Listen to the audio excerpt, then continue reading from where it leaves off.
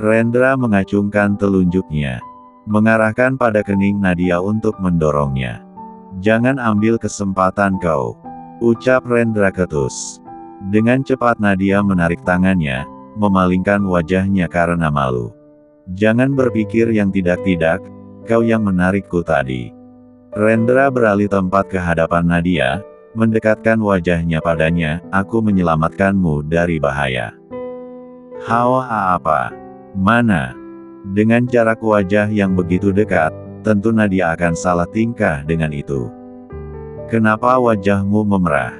Nadia terkejut, meraba pipinya yang terasa panas itu. "Singkirkan wajahmu itu." Nadia mendorong wajah Rendra dengan tangannya yang menyentuh pipi. Kemudian berlari meninggalkannya. Ini pertama kalinya seorang wanita menyentuhnya, bahkan di area yang cukup sensitif untuk seorang pria. Rendra meraba pipinya, di sana bahkan masih terasa lembab bekas tangan Nadia. "Wanita itu," gumam Rendra. "Ah, kenyaang," ucap Dinda sembari mengelus-elus perutnya. "Lihat kau makan seberapa banyak. Perutmu jadi buncit kan?" canda Tuan Evan. Dinda memutar bola matanya kesal. "Perutku buncit ini karena kecebongmu. Bukan karena makanan. Jadi baby bermukim di perutku. Itu tandanya kecebong beruangku hebat bukan? Tapi aku jadi kekenyangan selama 9 bulan. Perutku semakin buncit saja. Hehehe." Tuan Evan ikut terkekeh mendengar pernyataan Dinda yang suka absurd itu. Kenapa sayang?" "Engap beb," keluh Dinda. "Ya wajar aja, baby menekan hampir semua organ dalam. Termasuk juga paru-parumu itu." "Oh ya, kalau baby lahir mau dikasih nama siapa?" tanya Dinda antusias. Siapa ya?" "Siapa-siapa?" Dinda tak sabar mendengar jawaban suaminya itu. "Belum kepikiran, nanti kalau lengang aku coba nyari nama yang bagus." "Oke deh." Mereka kembali ke kediaman sekitar pukul 8 malam. Mereka sempat singgah di tempat Dr. John untuk melihat keadaan Pak Dimas sekarang. Kabar baiknya sekarang Pak Dimas sudah jauh lebih baik. Dia bahkan antusias untuk segera sembuh agar dapat berkumpul lagi dengan istrinya. Hampir 9 bulan Pak Dimas berjuang untuk kesembuhannya. Trauma yang mendalam membuatnya sedikit harus berjuang lebih. Luka dalam yang diberikan para penjahat itu memang tak main-main. Lelahnya. Pinggang serasa mau patah.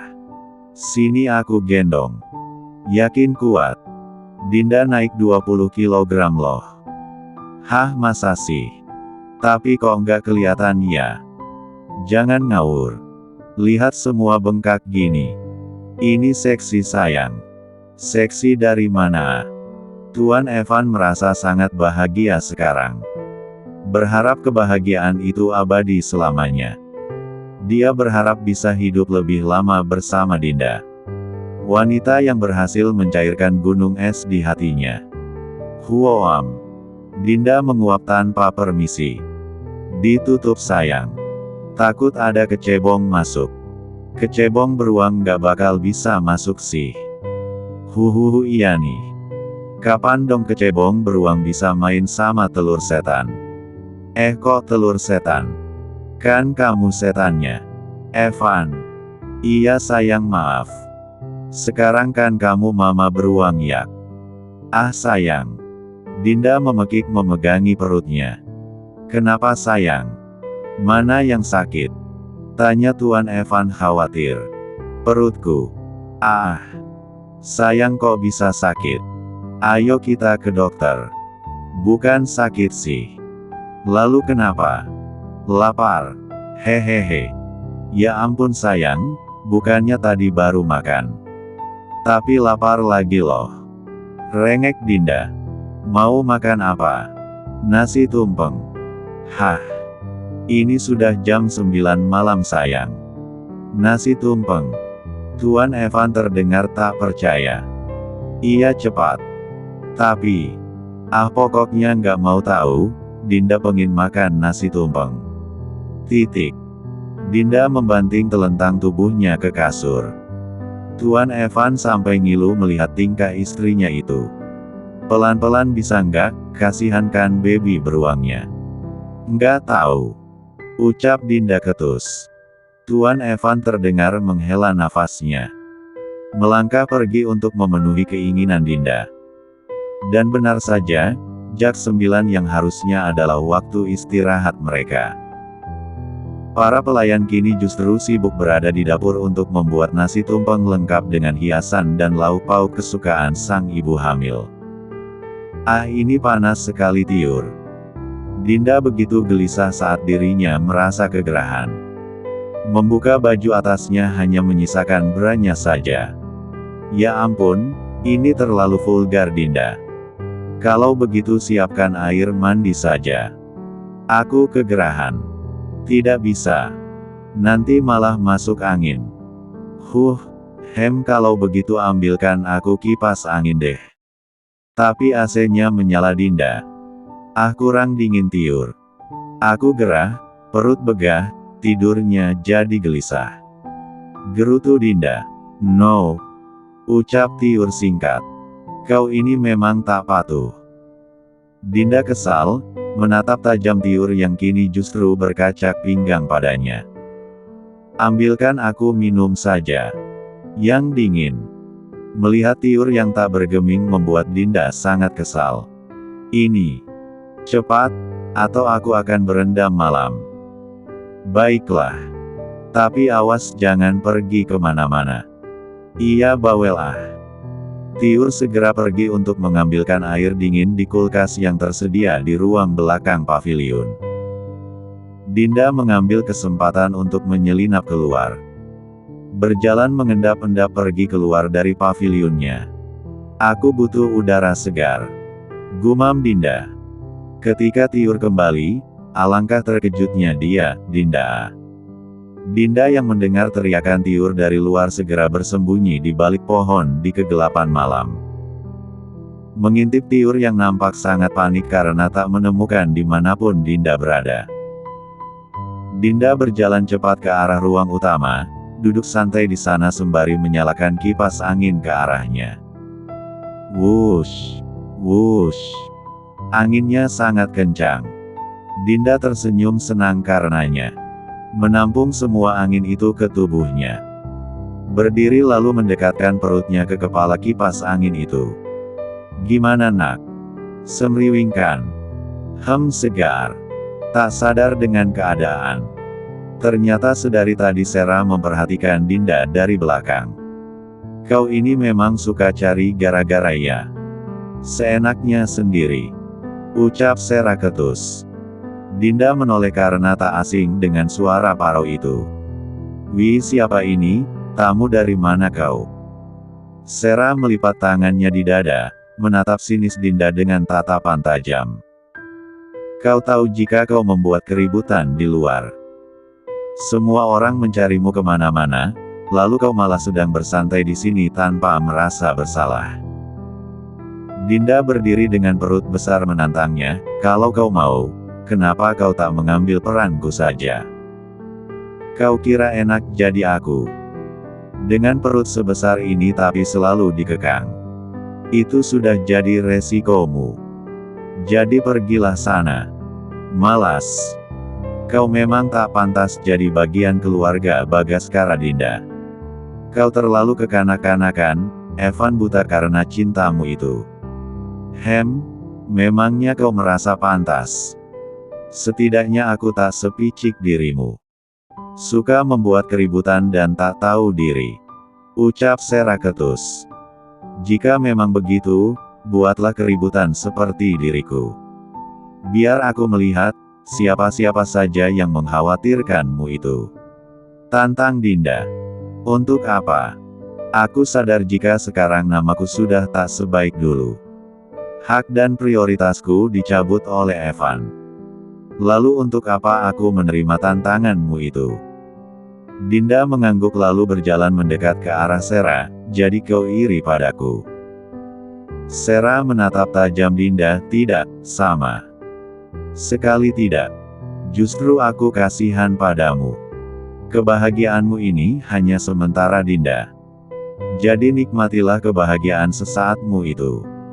Sarah melenggang pergi meninggalkan Dinda yang masih terpaku di tempatnya. Kenapa setelah sekian lama tak bertemu dia masih begitu angkuh? Sesaat apanya? Meski nantinya ujian berat akan kami dapatkan. Tapi aku percaya, beruang maduku akan tetap setia padaku. Gumam Dinda. Orang bilang sebuah karma adalah balasan hasil perbuatan yang dilakukan kita di masa lalu. Entah itu karma baik ataupun karma buruk. Sebenarnya yang lebih menyakitkan adalah karma buruk yang kita dapat namun karena perbuatan orang lain.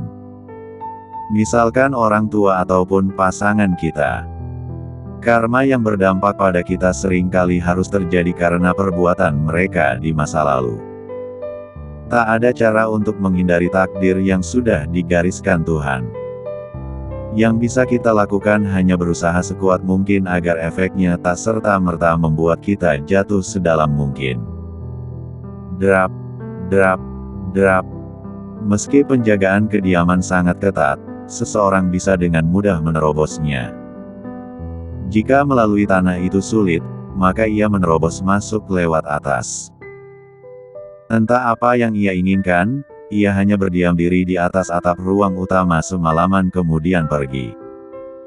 Tak melakukan apapun selain memperhatikan situasi kediaman Tuan Evan sepanjang malam. Malam ini dia kembali, Rendra yang kebetulan belum pulang ke rumahnya merasa ada hal yang aneh.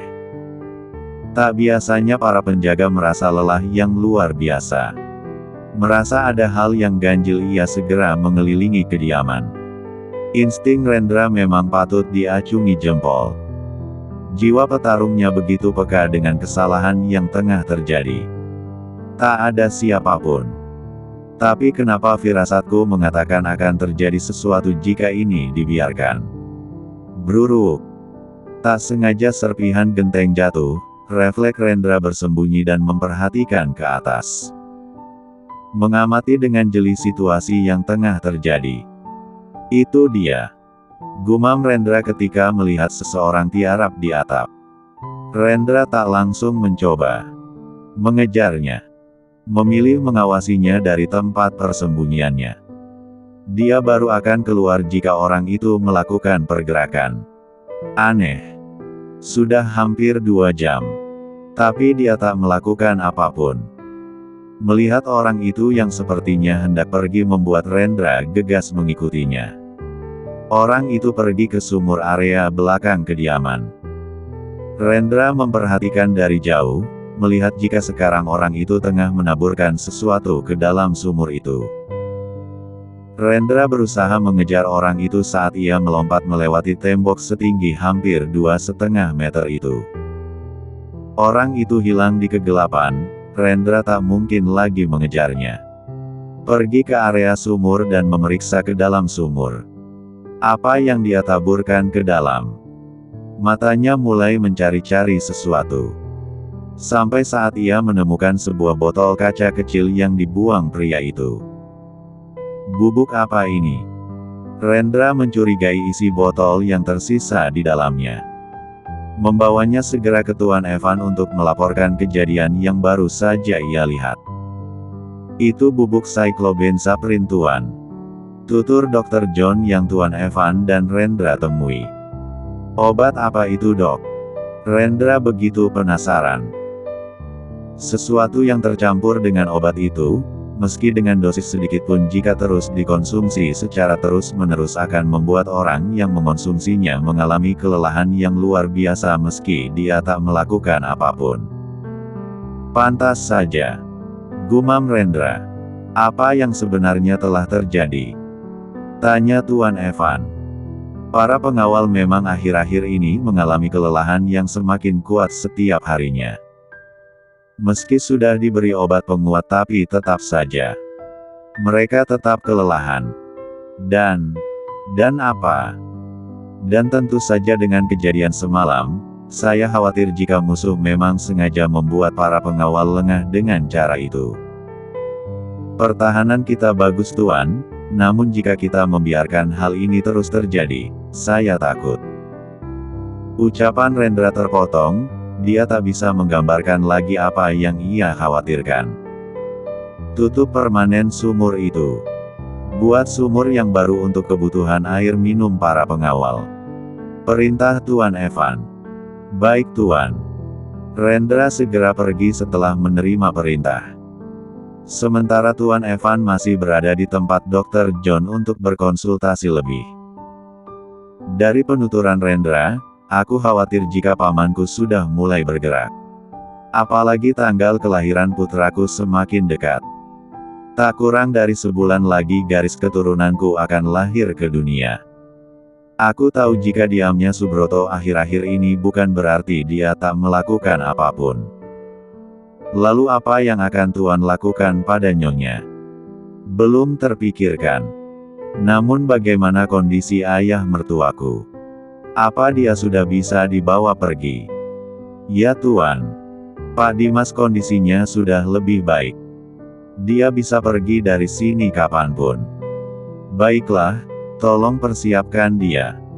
Aku akan membawanya besok. Baik Tuan. Sudah kau lakukan apa yang ku perintahkan?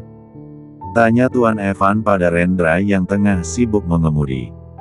Sudah Tuan, semuanya sudah siap. Bagus. Kita harus waspada. Apalagi setelah aku mencabut kuasa Subroto di beberapa anak perusahaanku. Dia sudah mulai bergerak. Dan kita harus melakukan rencana kita lebih awal. Baik Tuan. Ayo kita pergi ke kantor sebentar, ada hal yang harus aku lakukan di sana. Perintah Tuan Evan. Rendra segera menginjak pedal gasnya lebih dalam. Mengemudikan mobilnya melaju kencang ke arah pusat ibu kota. Kakak kenapa datang ke sini bukannya kantor pusat? Tanya Daniel gugup ketika melihat Tuan Evan yang tiba-tiba datang ke kantor saat baru turun dari mobilnya. Memangnya kenapa? Kantor ini juga milikku. Daniel segera mengejar Tuan Evan yang melangkah masuk ke dalam. Tapi Kak, tak ada apa-apa di dalam. Lebih baik kau pergi saja ke pusat. Justru karena kau bersikap seperti ini aku jadi ingin cepat-cepat masuk. Tutur Tuan Evan tak mempedulikan kepanikan Daniel. Surprise.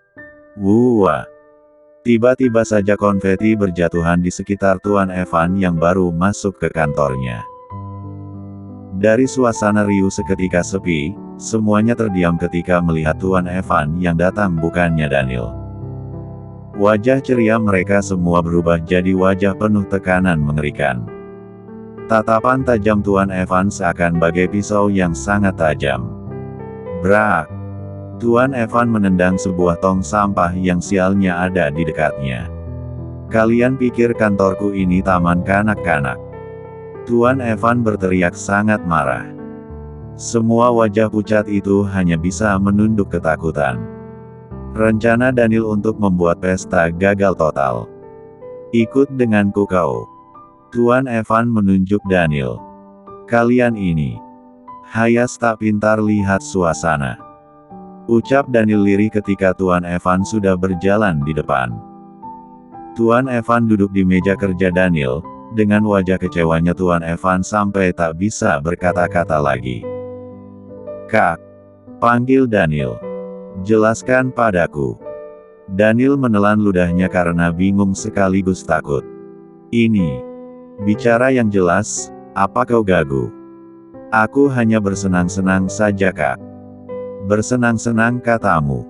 Apa yang patut dirayakan di kantor ini Kau kira perusahaan yang kau pimpin ini bagaimana? Serak. Tuan Evan mengobrak-abrik dokumen-dokumen di meja kerja Daniel. Semuanya sampah. Perusahaan ini tak bisa diselamatkan lagi jika kau ingin tahu. Kinerjamu apa selama ini? Aku hanya memintamu untuk mengelola perusahaan ini saja, tapi apa? Kerugian terus terjadi sepanjang tahun. Perusahaan ini bahkan tak bisa bertahan lagi sekarang. Lalu perayaan apa itu? Perayaan bangkrutnya perusahaan. Sebagai pemimpin, apa kau tak peduli pada karyawanmu yang bekerja sungguh-sungguh untuk keluarganya? Mau makan apa mereka jika perusahaan ini gulung tikar? Maaf Kak, kami hanya berusaha menghibur diri. Menghibur diri kau bilang? Tuan Evan melangkah pergi. Brak! Dia menendang sebuah meja karyawan yang justru hanya melihat keributan bukannya kembali bekerja. Lihat apa kalian? Tuan Evan benar-benar dibuat marah. Dia sangat kecewa pada semua orang yang ada di perusahaan yang Daniel pimpin itu. Mencoba mengatur kembali nafasnya. Rendra, kau data siapa-siapa saja yang terlibat di perayaan ini. Juga kau data semua karyawan yang tak terlibat. Jangan lupa data para OB dan staf keamanan di sini. Baik Tuan. Pindahkan mereka yang sungguh-sungguh bekerja ke perusahaanku yang lain. Lupakan mereka yang ada di sini. Mereka tak pantas bekerja di perusahaanku. Nampak wajah para karyawan itu sangat terkejut dengan apa yang dikatakan Tuan Evan. Daniel yang terus menjanjikan nasib mereka tak akan terpengaruh dengan perusahaan yang pailit. Karena yang Daniel tahu, Tuan Evan sangat mempedulikan nasib para karyawannya. Tapi apa hendak mau dikata, takdir tak berpihak kepada mereka. Kepalang basah Tuan Evan memergoki kelakuan mereka di bawah pimpinan Daniel. Kak! Daniel berlari menghampiri Tuan Evan. Di hadapan semua karyawannya, Daniel tentu tak ingin kehilangan wajahnya. Kakak tak bisa melakukan itu pada mereka. Bagaimanapun mereka juga karyawanmu Kak. Karyawanku. Aku tak pernah merekrut karyawan mental kerupuk seperti mereka. Kau urus saja sendiri mereka, aku hanya akan membawa yang memang serius ingin bekerja denganku. Kak. Aku tak peduli lagi Daniel. Bersenang-senanglah, aku tak akan mengganggu kesenangan kalian lagi. Tuan Evan menatap semua wajah-wajah menyesal itu. Namun nasi sudah menjadi bubur, Tuan Evan terlalu kecewa dengan Daniel dan para karyawannya yang pemalas itu. HRGGGH. Daniel mengobrak-abrik barang-barang di kantornya. Dia begitu kesal saat tahu jika Tuan Evan tak main-main dengan kata-katanya. Terbukti dari cara Tuan Evan yang tak memindah tugaskan para karyawan kesayangannya itu. Dia memilih pergi untuk mencari bantuan Subroto. Dirasa hanya dia yang selama ini dengan sukarela akan membantunya jika dalam masalah. Aku yakin, jika Paman bisa menolong mereka. Aku sudah terlanjur berjanji menjamin nasib mereka. Tanpa pikir panjang, Daniel segera pergi ke kantor Pak Subroto yang jaraknya tak jauh dari kantornya. Paman! Teriak Daniel menghebohkan seisi kantor. Daniel teriak meneriaki Pak Subroto karena tak kunjung menemukannya. Ada apa membuat keributan di sini? Pak Subroto muncul dengan cerutu di jemarinya. Paman! Paman harus menolongku. Daniel merengek layaknya anak kecil yang mengadu pada ayahnya. Kesalahan apa yang kau buat lagi kali ini? Tanya Pak Subroto. Aku hanya melakukan sebuah perayaan kecil Paman. Tapi Evan malah memakiku.